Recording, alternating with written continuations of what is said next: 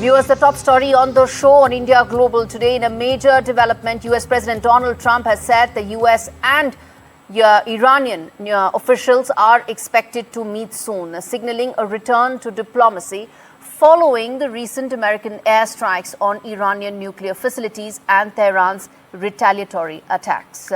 Donald Trump has expressed hope that further military action will in fact not be necessary, pointing to a potential and a possible de-escalation in terms of tensions. While he didn't specify a date, his Middle East envoy, Steve Witkoff, let's cut across to camera number 2 now. Steve Witkoff said that talks could begin within the next week. The announcement comes just weeks after America, in coordination with Israel, launched those precision strikes on Iranian nuclear sites in Natanz, Fordo, and Isfahan in a bid to cripple Tehran's alleged nuclear program. Donald Trump also said he's willing to consider easing sanctions on Iran at the right time, saying he wants to give Tehran a chance to rebuild peacefully rather than continue fueling anti-American, anti-Israel rhetoric. Now, what's going to be the future like of this entire region? We're going to put that out, and that's a big story. But first up, I want to play out that soundbite of Donald Trump when he spoke about what he thinks are potential possibilities with regard to Iran. We have scheduled Iran talks, and they want to talk. They took a big drubbing, I think, when we hit the 3 sites, really. I would say the 3 sites, not just the one. The one was a big one, and it was deep in granite, and it was obliterated. The big questions that we are putting, in fact, on this story. First up, how soon can a diplomatic breakthrough be achieved? As far as these talks are concerned, there is a potential of some sort of a reprieve, but is that really possible? Second big question, what happens to the nuclear program that Iran has? It is something that there have been conflicting reports as far as whether or not the Iranian nuclear program has been quote-unquote obliterated. If not, if it's still valid, there are some reports indicating that maybe 2 years is the kind of setback. If so, then what can be the potential impact on the Iranian nuclear program? What happens to it? Third important point, will this lead to sanctions relief? There's been a lot of talk about it. The commodities market has also responded to it as well. In fact, there's been a rally in the commodities market as well.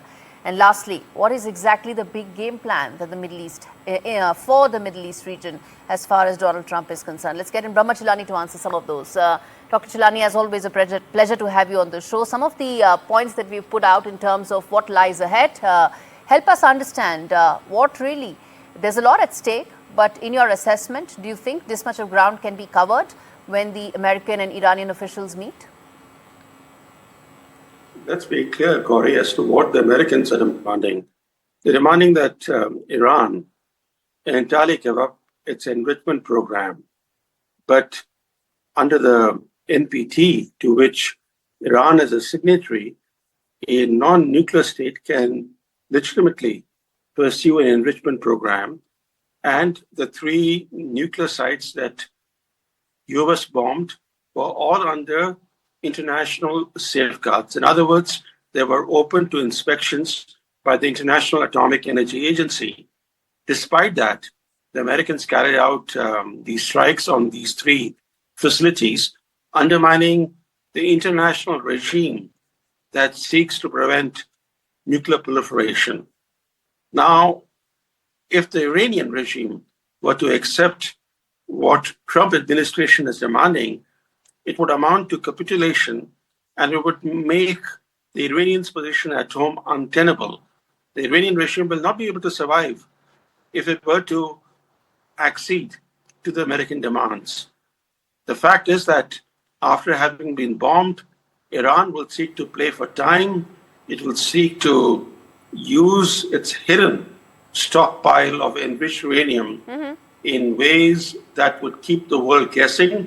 In fact, Iran now has strong motivation to go the North Korean route. In 2003, North Korea left the NPT, terminated all IAEA inspections of its program, and then after a while that exploded a nuclear weapons device. So what you're saying is these are delaying tactics, these are time-buying tactics on Iran's side. And do you think that the Trump administration is not able to see through it, or do you think there's more to it than what meets the eye?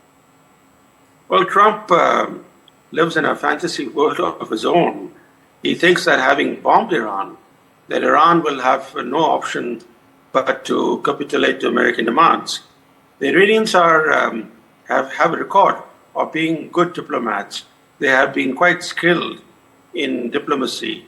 And we've seen that over many years that they have taken the U.S. on a winding route without giving up their nuclear program. And I think they will continue to seek to buy time. Trump, of course, is a man in a hurry. There is no way any kind of deal can be stitched together in a short period of time. Let me then ask you this question, Dr. Chellaney. In terms of sanctions relief, it's been put on the table. Do you think that that's a carrot, or do you think that's a real possibility right now? Because it impacts the world, it impacts India as well. We've been buying a lot of oil from Iran till those sanctions came into place. Of course, now a third comes from Russia. But the larger point is that sanctions relief a possibility on the table?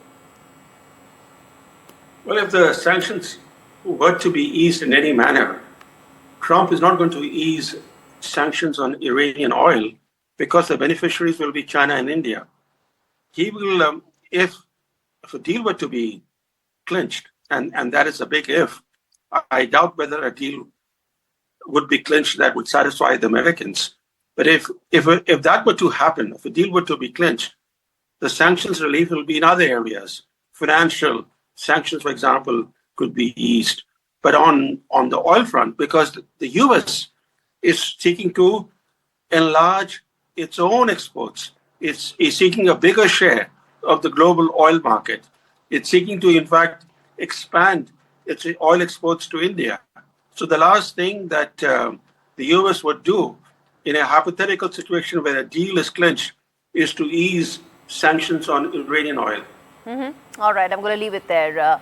Dr. Brahma Chellaney joining us live on what could be the potential as far as the US-Iran talks are concerned.